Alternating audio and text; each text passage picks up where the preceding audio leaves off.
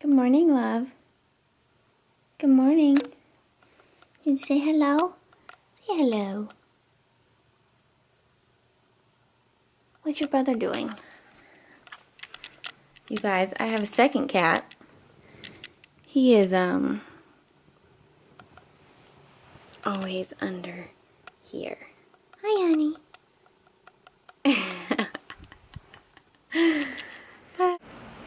Good morning, guys. It is Friday, August 12th, I think. I have filmed this 3 times and I still don't know what the date is.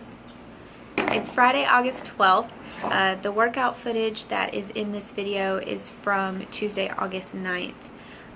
It is mostly lower body. There is a little bit of bench at the beginning and squats, followed by a lot of glute accessories. Today I wanted to take some time to talk about something that I think we all deal with on a daily basis, and that would be stress. My stress level recently has just been extremely high. There's a lot of just life stuff going on, and so I'm trying to do everything I can to tend to that and still take care of myself. A lot of the time when people take on stress, they just let it consume them. That's what I have done in the past, and it leads to nothing but just feeling absolutely terrible.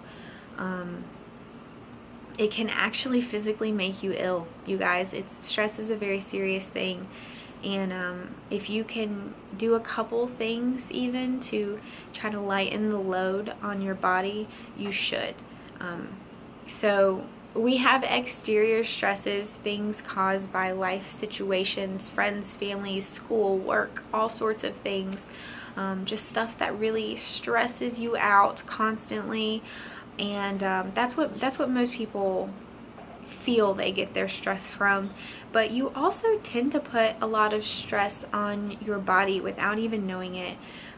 2 of the biggest things that are added stress on your body are lack of sleep and lack of nutrients. Just not taking in enough calories. Your body just, it doesn't respond well to that. Not getting enough sleep, your body does not respond well to that either. There's a lot of magical shit that happens in your sleep. A lot of hormones doing work, and it's just a very important time for your body. There's a lot of sort of rehabilitation that happens within when you are in deep sleep. So don't be one of those people that's like, I get 5 hours of sleep a day and I'm perfectly fine. No, you're not. You're probably like the most stressed person on planet Earth. So, really make sure you tend to that. Another thing you can do to lighten the load on your body is to actually participate actively in de-stressing things such as meditation, maybe yoga if you like yoga.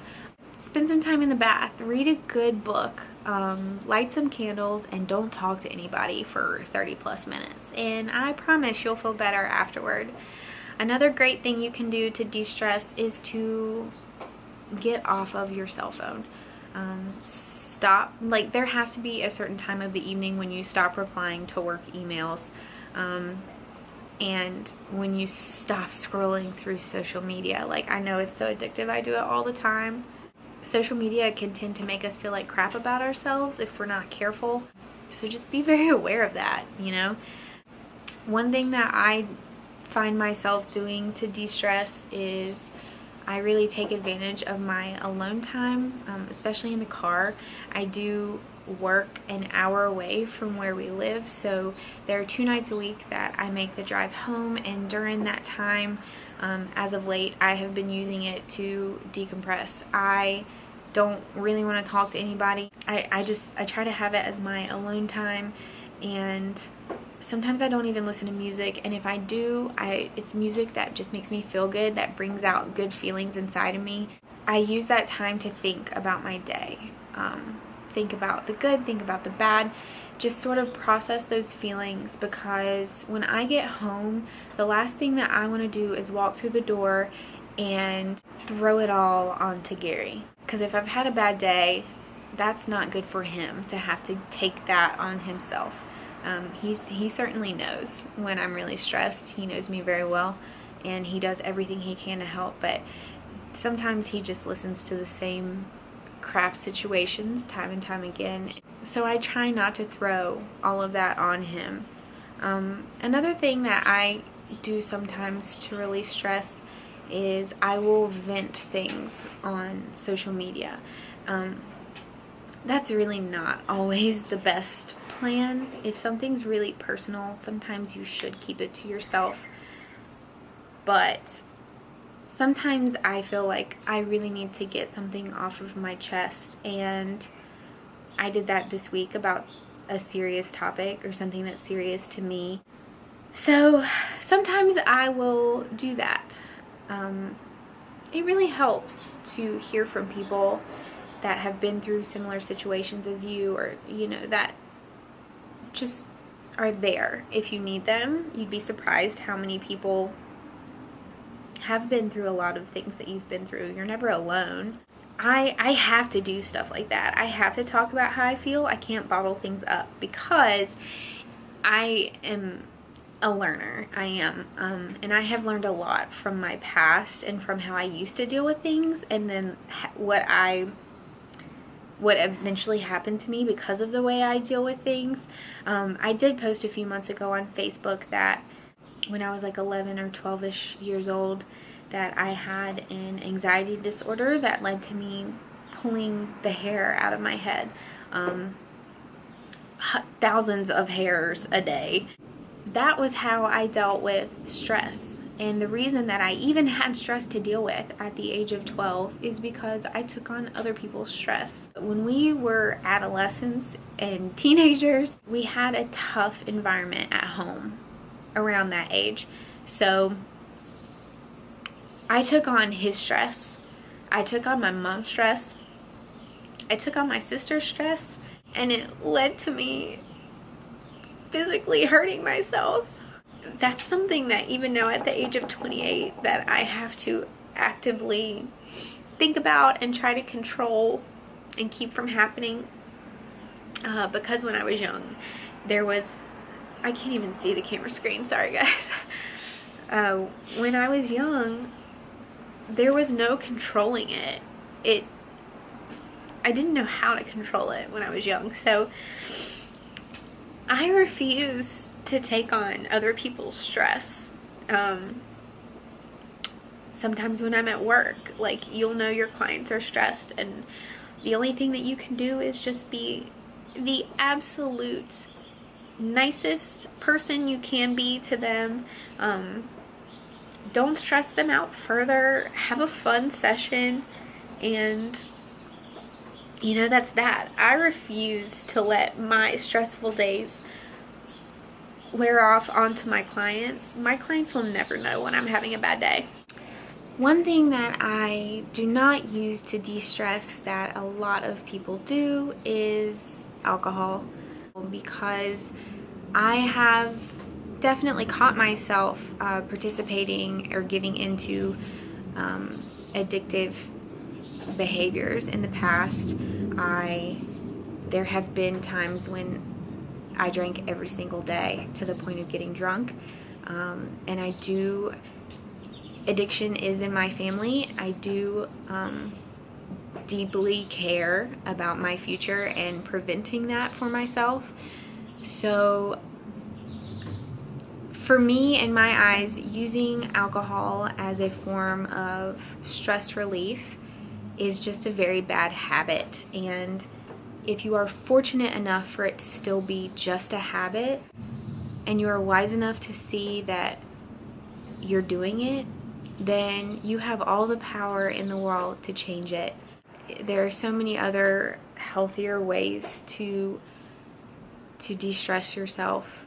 And certainly don't go get drunk because you had a bad day.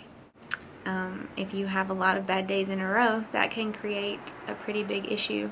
It would probably be better for your happiness in your life in the long run if you didn't create that bad habit, which for me would absolutely turn into a full-blown addiction. As soon as you feel like you can't do something without a fix, that's a problem. So be smart enough to cut those things out when you know it's a problem.